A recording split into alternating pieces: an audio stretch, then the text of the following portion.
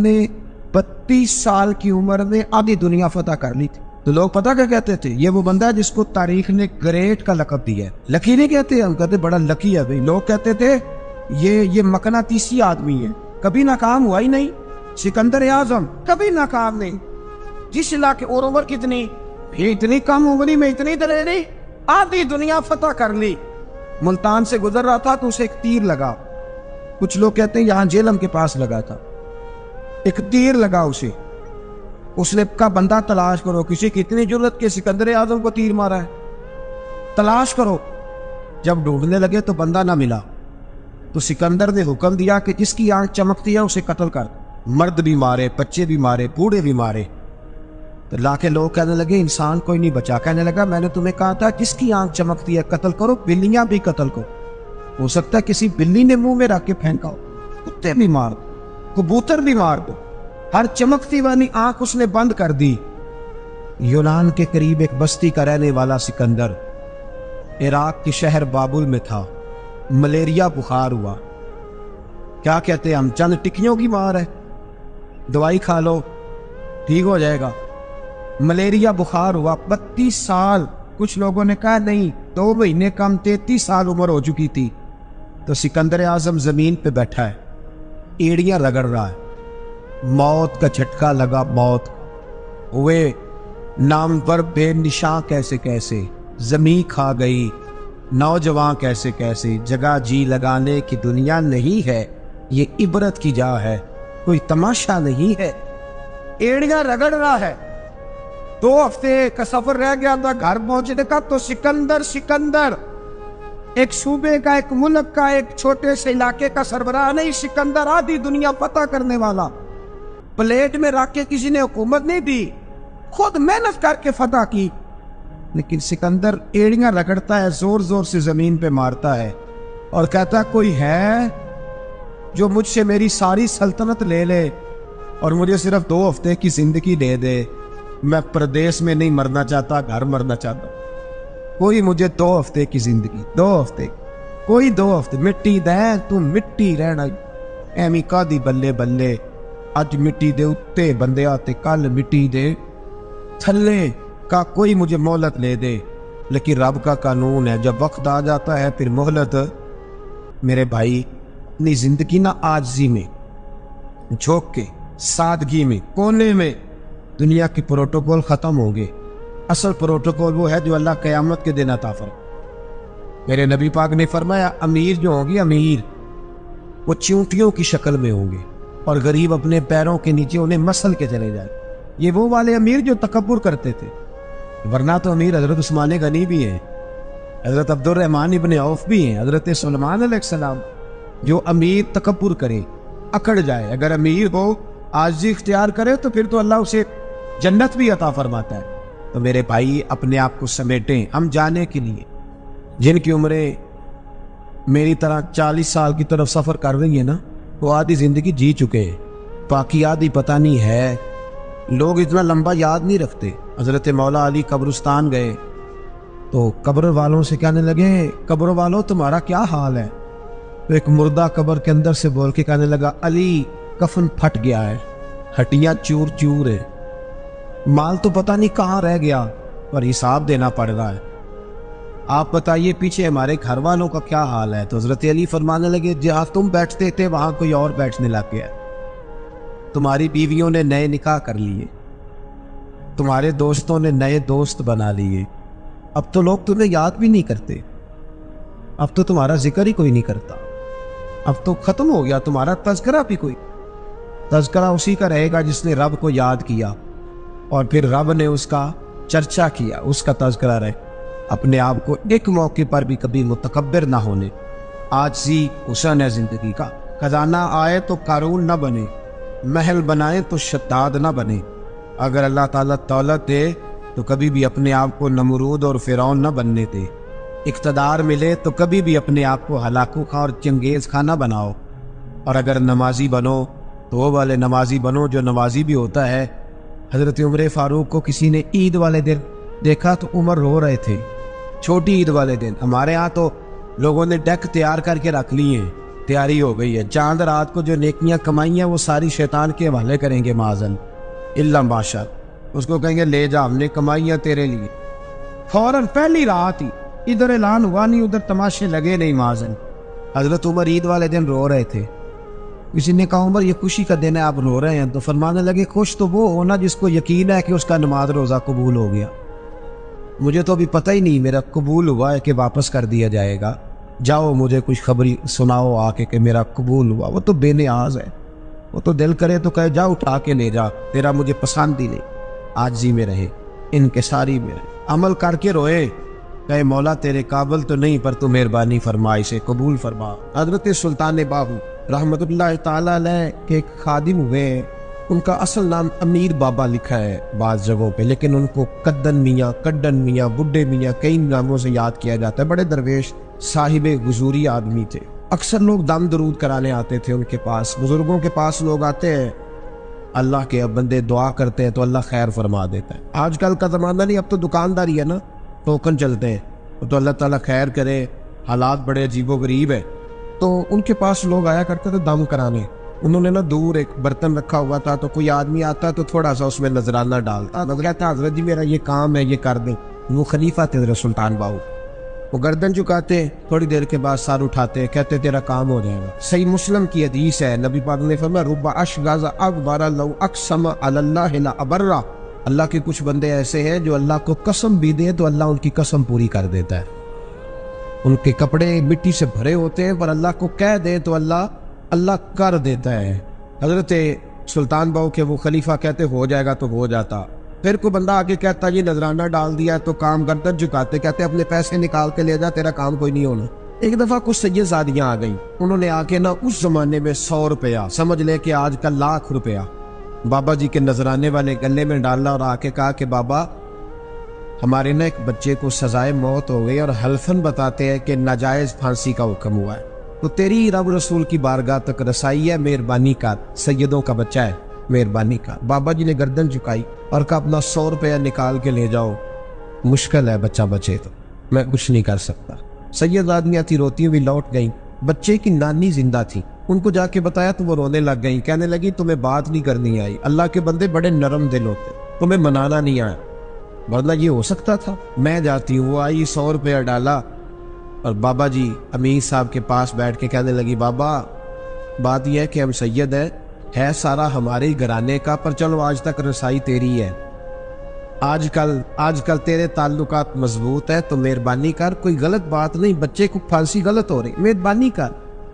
بابا کہنے لگا اماں میرے بس میں نہیں، میں بھی تو اللہ کا کمزور بندہ ہوں نا، مالک کا کمزور بندہ ہوں، وہ ضروری نہیں، دعا پہ فضل ہوتا ہے، اگر اس کی مشیت ہو تو پھر بندہ کیا کر سکتا ہے، تو اماں یہ کام نہیں ہو سکتا۔ تو اماں رونے لگ گئی، کہنے لگی کوئی نہیں، میں قیامت کے دن حضور کی بارگاہ میں تیری شکایت کروں گی، میں کہوں گی کہ میں نے بتایا تھا میں سید ہوں، اس نے توجہ ہی نہیں کی، میرا کوئی خیال ہی نہیں کیا۔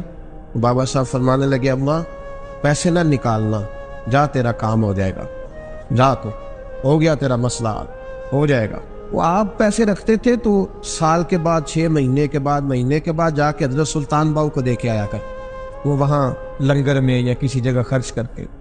جس دن اس بچے کی پھانسی کا وقت تھا نا، تو وہ بابا جی حضرت سلطان باہو کے پاس چلے گئے۔ حضرت سلطان باہو کے مزار پہ جو دوست گئے ہیں یا میرے ساتھ گئے ہیں وہ جانتے ہیں کہ گڑھ موڑ سے یوں مڑتے آگے دربار ہے، تو گڑھ موڑ پہ حضرت سلطان باہو ان کے استقبال ان کو وہاں پتہ چل گیا کہ وہ آ رہا ہے، آئے دروازے گڑھ موڑ تک، مرید ساتھ تھے، حضرت سلطان باہو کہنے لگے یار تو نے اچھا نہیں کیا، اپنے خلیفے تو نے اچھا نہیں، کہنے لگے حضور چارہ کوئی نہیں تھا، سید زادیاں آ گئی تھی، حضور کا خاندان تھا، میں کیا کر۔ مرید کہتے ہمیں سمجھ نہیں آ رہی کہ یہ کیا ہو رہا ہے، کہنے لگے مجبوری تھی، کیا کرتا، کدھر جاتا، حضور کا خاندان تھا، کہا تو نے اچھا نہیں، کہتے ہمیں نہیں سمجھ آ رہی کہ تو نے اچھا نہیں کیا، وہ کہتے ہیں حضور کا خاندان تھا، اس کا معنی کیا ہے، کہتے تھوڑی دیر گزری، بچہ وہاں سے رہا ہو گیا، حضرت سلطان باہو کے خلیفہ کا انتقال ہو گیا، وہ وصال کر گئے، وصال ہو گئے، آپ نے جنازہ پڑھایا، دفن کیا، تو غلام کہنے لگے حضور یہ ماجرا کیا ہے، آپ فرمانے لگی اس نے اللہ کے حضور دعا کی تھی کہ مولا جناب اسرائیل نے اس دن کسی نہ کسی کی روح لینے جانا ہے نا، تو میری لے جائے۔ اب سید زادیاں دروازے پہ آ گئی ہے، تو سادات کو تو خالی نہیں نہ بھیجا جا سکتا، مصطفیٰ کا خاندان ہے۔ حضور میری روح لے جائی جائے اور اس سید زادے کو چھوڑ دیا جائے۔ فرمائے اس نے اللہ کے حضور قربانی دے کے وَفَدَيْنَاهُ بِذِبْحٍ عَظِيمٍ۔ حضرت سلطان باہو رحمۃ اللہ علیہ کے جو والد تھے ان کا نام تھا حضرت بازید، جاگیردار تھے، دنیا دار تھے، بہت بڑے مالدار تھے۔ فرماتے مذہب کی طرف میرا رجحان نہیں تھا۔ چوتھی شادی کی بی بی راستی کے ساتھ۔ بی بی صاحبہ بڑی نیک تھی۔ بی بی صاحبہ کہتی ہے میرا دل کرتا تھا میرا خامد بھی نمازی ہو جائے، اور عام دنیا دار نہیں تھے، 7 جاگیروں کے مالک تھے، تو بہت بڑے جاگیردار تھے حضرت سلطان باہو رحمۃ اللہ علیہ کے والد۔ بی بی صاحبہ کہتی ہے نمازی بنانا تھا خامد کو۔ میں کونسلر صاحب نوں میں کیا ماشاءاللہ جیت گئے ہو؟ کہندے ہاں جی۔ میں کہندے جی کوئی حکم ہوئے تو میں دسو۔ میں کیا حکم ہے کہ تسی اپنے ہلکے دے بندیاں دی ڈیوٹی لانی، کیڑا نماز حاضری لانی ہے، کیڑا نماز پڑھنا ہوندا تے کیڑا نہیں ہوندا۔ کہنے لگے بڑے سیانے نکلے ہو، پہلا مینوں بھی مسیتے واڑ چھڑیا جی، میں جاؤں گا تے دوجیاں دی حاضری لاؤں گا نا۔ تو خاوند نمازی بنائے گا بیوی کو تو اس سے پہلے خود بنے گا تو بنائے گا نا جی۔ تو اگر خاوند کہہ دے تو پڑھیا کر، میرے پیچھے نہ لگی تو جنی کو تو پڑھنی اونی میں پڑھنی ہے نا۔ تو آج میں ایک دوست کو کہہ رہا تھا بچے وہ کام نہیں کرتے جو آپ کہتے ہیں، اور میں نے جمعے میں بھی کہا تھا بچے وہ کرتے ہیں جو ہمارا عمل دیکھ کے بچے چلتے ہیں، صرف بات پہ عمل نہیں کرتے۔ بی بی راستی کہتی ہے میں نے ٹھان لی کہ میں نے اس جگیردار کو، وڈیرے کو، اس موٹے بڑے چودھری کو میں نے نمازی بنانا اور بنا کے دکھانا ہے نمازی۔ بی بی صاحبہ کہتی ہیں کہ وہ جس خاتون کی بھی باری ہوتی تھی، 4 بیویاں ہوتی تھی، وہ اس کا حق ادا کرتے تو بعد میں اپنی خوابگاہ میں جا کے آرام کرتے۔ ان کا جو خادم تھا ملازم، وہ رات کو دودھ کا پیالہ انہیں دینے جاتا تھا، سونے سے پہلے ان کے پاس دودھ کا پیالہ پہنچتا تھا۔ بی بی صاحبہ کہتی ہے میں نے رات کو ملازم سے کہا دودھ دینے تو نہیں جائے گا، میں جاؤں گی۔ کہ میں آدھی رات کو دودھ کا پیالہ لے کے حاضر ہوئی۔ تو کیسے آئی؟ میں نے کہا بی بی ہوں، آ گئی ہوں، تو اب مہربانی کریں۔ میں نے کہا اگر اجازت دیں تو آپ کے پیر نہ دبا دوں۔ چل دبا دے۔ بی بی کہتی ہے پیر دباتے دباتے میں نے کہا اگر اجازت دیں تو صبح نماز کے لیے جگا دوں، یہ نماز کی تبلیغ ہو رہی ہے۔ تو بابا جی پتہ کیا کہتے ہیں حضرت بازید؟ کہنے لگے تو مجھے جانتی نہیں، خبردار مجھے تبلیغ کرنے کی کوشش کی، اس گھر میں رہنا ہے تو سانس اونچا نہ لینا، پتہ ہے تو کس کے ساتھ بھی آئی، خبردار۔ کہتے میں چپ کر کے آ گئی۔ اگلے دن پھر دودھ لے کے پہنچ گئی تو انہوں نے آنکھ کھول کے دیکھا میری طرف، پھر آ گئی ہے۔ میں نے کہا میرے خاوند ہے، میرے سر کے تاج ہے، پیر دبا دوں؟ دبا دو۔ کہتے میں نے 10 منٹ پیر دبائے تو میں نے کہا اگر جان کی امان پاؤں تو فجر میں جگا دوں۔ میں نے جلال فرمایا، کہنے لگے تجھے کہا تھا نا کہ مجھے کسی کا مشورہ قبول نہیں، تو کون ہوتی ہے مجھے بات کرنے میں، چل دوڑ جا۔ بی بی صاحبہ کہتی ہیں میں 10 دن جاتی رہی۔ کتنے دن؟ انہوں نے سختی بھی کی، برا بلا بھی کہا، اور کئی دن یہ بھی کہا کہ کل آئی تو پھر یاد رکھنا۔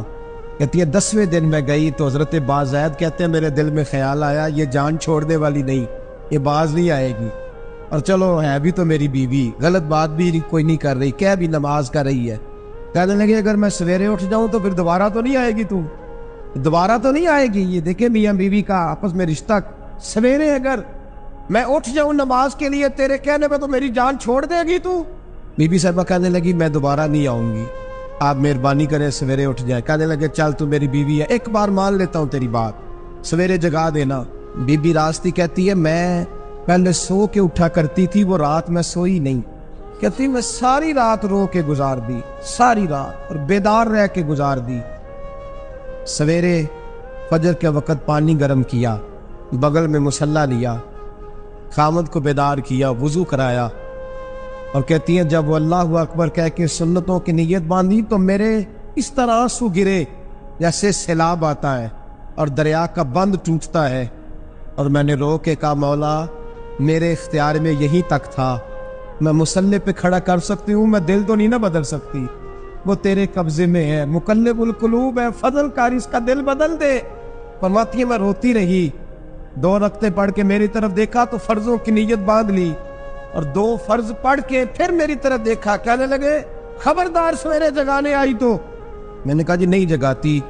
میری طرف دیکھ کے کہنے لگے تو نہیں جگائے گی آج کے بعد میں تجھے نماز کے لیے جگاوا کروں گا، میں تجھے جگاؤں گا۔ آپ فرمانے لگی وہ نمازی بن گئے، میں پہلے ہی نمازی تھی، جب ان 2 نمازیوں کا ملاپ ہوا تو اللہ نے سلطان باہو جیسا بیٹا حضرت عمر بن عبدالعزیز عراق میں رہنے والی ایک عورت تھی. اس عورت کا خامد فوت ہو گیا تو 5 بچیاں یتیم تھی. وہ عراق سے چلی اور جناب عمر بن عبدالعزیز کے پاس آئی کہ آپ میری بچیوں کا وظیفہ لگا دیں.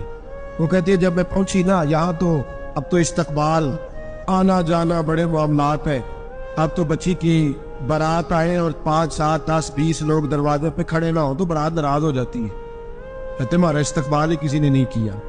تو استقبال تو اب اس طرح ہے جس طرح نشہ نہیں ہوتا, یہ استقبال کی حالت ہے. امیروں سے لے کے غریبوں تک مجھے پوچھا ہی نہیں کسی نے, کرسی نہیں دی, آگے نہیں بٹھایا, یہ والا معاملہ ہے. اور میں میری طرح کے لوگ نیک لوگوں کی بات نہیں کرتا. اب تو ہم دیکھتے فلاں مولانا کا استقبال ہو رہا, فلاں کے لیے لوگ کھڑے ہو رہے ہیں, نعرے لگ رہے ہیں. اور اب تو میں دیکھتا ہوں ایسے ایسے ہاتھ لہراتے ہیں صوفی اور درویش کہلانے والے, جیسے سیاسی لیڈر لہرایا کرتے. یہ کیا طریقہ ہوا؟ یہ کون سا طرز زندگی؟ میرے نبی پاک صلی اللہ علیہ وسلم نے فرمایا جو خواہش کرے کہ میں آؤں اور لوگ کھڑے ہوں وہ تو جہنمی ہے, تو دوزخی ہے. سارے وہی طریقے ہمیں اختیار کرتے جا رہے ہیں, وہی پروٹوکول ہے ہر جگہ. وہ لوگ جن کے دروازے کھلے ہونے چاہیے تھے وہاں بھی ہر وقت کے لیے معاملات طے ہو گئے. یاد رکھیں میرے نبی پاک علیہ الصلوۃ والسلام نے جو تعلیمات دی, حضرت عمر بن عبدالعزیز رحمۃ اللہ تعالی علیہ. عورت کہتی ہے میں پہنچ گئی, میں نے لوگوں سے پوچھا گھر کہاں ہے, تو کہا وہ جہاں بوری لٹک رہی ہے نا باہر ٹاٹ کا پردہ لگا ہوا ہے وہ حضرت عمر بن عبدالعزیز کا گھر ہے. کہتی ہے میں دروازے پہ دستک دی, ایک عورت نے دروازہ کھولا تو مجھے بی پی جال کے اندر بلایا. تو ان کے گھر کے اندر جب میں داخل ہوئی تو بڑا سارا سین تھا, ایک جانب کنواں لگا تھا, ایک طرف ایک بڑا درخت تھا, اور ایک چھوٹا سا بنائی ہوئی تھی جگہ برتن دھونے کے لیے. اور بی بی نا برتنوں کو مٹی لگا کے صابن لگا کے بیٹھی ہوئی تھی, کام کر رہی تھی وہ عورت. مجھے اس نے درخت کے نیچے بٹھایا, پانی پلایا. کیسے آئی ہو؟ میں نے کہا امیر المومنین سے ملنا ہے. کہنے لگی بیٹھو تھوڑی دیر میں آ جاتے. کہتی تھوڑی, میں نے سمجھا گھر کی کوئی ملازمہ ہے, میں بیٹھ گئی. تھوڑی دیر گزری پھر دستک ہوئی, اس بی بی نے اٹھ کے دروازہ کھولا. تو جب وہ شخص اندر آئے تو کہنے لگی بڑی دیر سے برتنوں کو صابن لگا کے بیٹھی ہوں, کہاں رہ گئے؟ کہتی ہیں وہ صاحب کہنے لگے بس ذرا مصروف ہو گیا تھا. دوڑے گئے, کنویں سے پانی نکالا, بی بی کو دیا, اس نے برتن دھوئے. کہتی ہے پھر تھوڑا سا سرکہ اور ایک رات کی روٹی وہ لائی, اس شخص نے کھائی. میں نے کہا کہ یہ دونوں گھر کے ملازم ہیں, میاں بیوی کام کرتے ہیں. جب وہ کھانا کھا چکے تو عورت میرے پاس آئی, کہنے لگی اٹھ کے مل لو امیر المومنین سے. میں نے کہا کون امیر المومنین؟ تو کہنے لگی کب سے تو آئے ہیں, یہ جس نے کنویں سے پانی نکالا یہی مسلمانوں کا امیر ہے, اور یہ جس نے درخت کے نیچے بیٹھ کے سرکے سے روٹی کھائی ہے یہی. یہ فرشتوں کی داستان نہیں, یہ وہ لوگ ہیں. میں رات کو بھی کہہ رہا تھا ایک جگہ پہ کہ یہ لوگ جو ہے نا جن کا آپ روز شکوہ کرتے ہیں حکومتیں بڑی خراب ہے, یہ کوئی نہیں خراب, بالکل خراب نہیں. اتنے سیاسی لیڈر ہیں سارے صحیح ہیں. خراب وہ لوگ ہیں جو انہیں ووٹ دے کے لیڈر بناتے ہیں, بالکل خراب نہیں. میں تو ان کے حق میں ہوتا جا رہا ہوں. ناراض ہو گئے نا آپ لوگ, اللہ کرے تسی ہو جاؤ تو اگلے الیکشن سے سیانے میں ہی ہو جاؤ. آمین تو کہہ دیں. میں نے کوئی مشورہ نہیں دینا, اس لیے کہ میری نظر میں کوئی ایسا شخص نہیں جس کے لیے میں آپ سے کہہ سکوں کہ ووٹ دیں. اور ہم تو ایسی بات کریں تو کئی لوگ ناراض ہو کے چلے جاتے ہیں, لیکن کوئی پرواہ نہیں, اس لیے کہ یہ دین میرے نبی پاک کا دین صرف مسجد کا دین نہیں. انشاءاللہ آئندہ جمعہ نظریہ پاکستان بیان کروں گے اور بتاؤں گا کہ پاکستان کا مطلب کیا, لا الہ الا اللہ محمد رسول صلی اللہ علیہ وسلم. حضور کا جو قرآن نافذ ہوگا مسجد میں, وہ قرآن کچہری میں بھی نافذ ہوگا انشاءاللہ. اور وہ قرآن نافذ ہونے آیا ہے, اسمبلیوں میں وہی قرآن نافذ ہوگا انشاءاللہ. اور یہی چراغ جلے گا تو روشنی ہو. بیان کریں گے اور ڈٹ کے بیان کریں گے, آپ کو بتائیں گے. بات جو بات سمجھا رہا ہوں فی الوقت وہ سمجھے, مجرم وہ نہیں جو بڑا بن کے لوٹتا ہے, مجرم وہ ہے جو اس کو سپورٹ کرتا ہے, جس نے اسے بڑا بنایا ہے. یہ یاد رکھ لیں. ہماری کوئی بچت نہیں ہوگی, ہم سے پوچھا جائے, ہم سارے کچہری میں کھڑے ہو گئے, اللہ سوال کرے گا کہ تم بتاؤ تم ان کے مددگار کیوں بنے تھے, تم سپورٹ کیوں کرتے تھے, یہ پوچھا جائے گا اور ہم نے جواب دینا ہے. بہرحال عام دام پر سر مطلب جناب عمر بن عبدالعزیز رحمۃ اللہ علیہ کے وہ بی پی کہی تو کہنے لگی کہ یہ امیر المومنین نے کہا. وہ اٹھی حاضر ہوئی, کہا حضور میں عراق سے آئی ہوں, میرا خامد فوت ہو گیا, میری 5 بیٹیاں ہیں, وظیفہ لگا دے. وہ بی بی کہتی ہے میرا دل تھا کہ یتیم بچیوں کا 100 دینار سال کا لگا دیں گے تو بڑی بات ہے. کہتی ہے جب میں ان کے پاس گئی تو حضرت عمر بن عبدالعزیز کو بتایا تو وہ رونے لگ گئے اور مجھ سے معافیاں مانگنے لگی. میں نے کہا حضور آپ کیوں معافی مانگتے ہیں؟ تو کہنے لگے اس لیے معافی مانگ رہا ہوں کہ تو میری رعایا میں تھی اور تیری 5 بچیاں یتیم تھی, تجھے خود چل کے آنا پڑا ہے. میرا کام تھا تیری خبر لیتا, معاف کر دے اللہ کی رضا کے لیے. انہوں نے وظیفہ لکھنا شروع کیا تو میری ایک بچی کا 1000 دینار سال کا لکھا. میں نے کہا اللہ تیرا شکر ہے. پھر دوسری بچی کا 1000 لکھا تو میں نے کہا اللہ تیرا شکر ہے. تیسری کا 1000, چوتھی میں نے کہا شکر ہے. جب چوتھی کا لکھا تو میں نے کہا اللہ آپ کا اقبال بلند کرے, اللہ آپ کو ہمیشہ اسی طرح پھلتا پھولتا رکھے. کہتے ہیں جناب عمر بن عبدالعزیز نے قلم رکھ دیا, فرمانے لگے میں 5ویں کا وظیفہ نہیں لکھوں گا, 4 بہنوں سے کہنا بانٹ کے اسے بھی دے دیں. کہا حضور کیوں؟ آپ فرمانے لگے جب تک تو اللہ کا شکر ادا کر رہا تھی میں بھی رب سے جڑا ہوا اور اللہ سے ڈر کے لکھ رہا تھا. اب تو نے میری تعریف کی ہے, اب میری ذات آ گئی ہے, اب میں اگر یہ وظیفہ لکھوں گا تو اس سے اللہ راضی نہیں ہوگا, اس سے میرے نفس میں ریا پیدا ہوگی. اب میں 5ویں کا نہیں لکھوں گا, جا اور جا کے عراق کے گورنر کو دے. بی بی کہتی ہے میں گھوڑے پہ بیٹھی اور میں چند دنوں کے بعد عراق پہنچی. جب سویرے آ کے میں نے والی عراق کو رکا دیا تو وہ چیخ مار کے رویا. میں نے کہا کیا ہوا؟ تو کہنے لگا بی بی آج رات کو حضرت عمر بن عبدالعزیز کا انتقال ہو گیا, فوت ہو تو انتقال کر. کہتی میں بھی تڑپ کے روئی. میں نے کہا میری یہ 3 بچیوں کا کیا بنے گا؟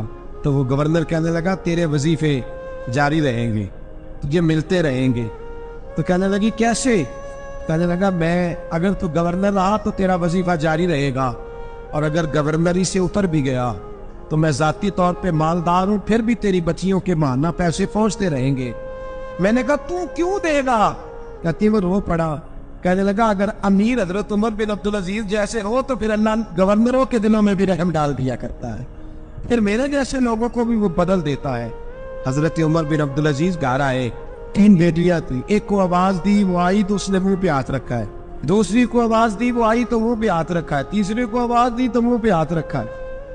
آپ نے اپنی بیوی سے کہا کہ یہ بچیاں منہ پہ ہاتھ کو تینوں نے رکھا ہوا ہے, کیا بات ہے؟ تو بی بی رو پڑی. کہنے لگی 4 دن ہو گئے میری بیٹیاں پیاس سے روٹی کھا رہی ہیں, 4 دن ہو گئے, ان کے منہ سے بدبو آتی ہے اس لیے وہ آپ کے سامنے آتی ہیں تو منہ پہ ہاتھ رکھ لیتی ہیں 4 دنوں سے. بی بی رو رہی ہے. حضرت عمر جلال میں آ گئے. آپ فرمانے لگے تو یہ رو رہی ہے, تو روئی ہے, تو نے میرے گھر میں رہ کے اللہ کی ناشکری کی ہے, تو شکر ادا نہیں کرتی کہ 3 وقت پیاز اور روٹی تجھے گھر کی 4 دیواری کے اندر مل جاتا؟ رو رہی ہے. میں میرے ساتھ باہر نکل, تجھے وہ لوگ دکھاؤں جو جھونپڑیوں میں رہتے ہیں اور مانگ کے کھاتے ہیں. تجھے دکھاؤ اتنی ناشکری کہ گھر کے اندر پیاز پہنچ رہا ہے, روٹی پہنچ رہی ہے, اور تو کہتی ہے میری بیٹیاں پیاز سے کھاتی ہیں. شکر کر فاقے نہیں کاٹنے پڑے. پھر اگلے لفظ کہے تو رو پڑے. فرمانے لگے میں نے تو مصطفیٰ کے وہ حالات بھی سنے ہیں جس میں کئی دن بی بی فاطمہ نے فاقے کی. تو گھر کے اندر پیاز پہنچ رہا ہے تو ابھی بھی سادگی, عاجزی اور قناعت نعمت تھی ان لوگوں کی. ہمارے ہاں روز شکوا ہے, کس بات کا؟ گاڑی کوئی نہیں. روز رونا ہے, کس بات کا؟ بنگلہ کوئی نہیں. روز رونا ہے, کس بات کا؟ بینک بیلنس کوئی نہیں. 10 جوڑے کیوں نہیں عید پہ آئے؟ اور یہ صرف عورتوں کا مسئلہ نہیں, ہمارے اندر بھی یہ بات بدرجہ اولا.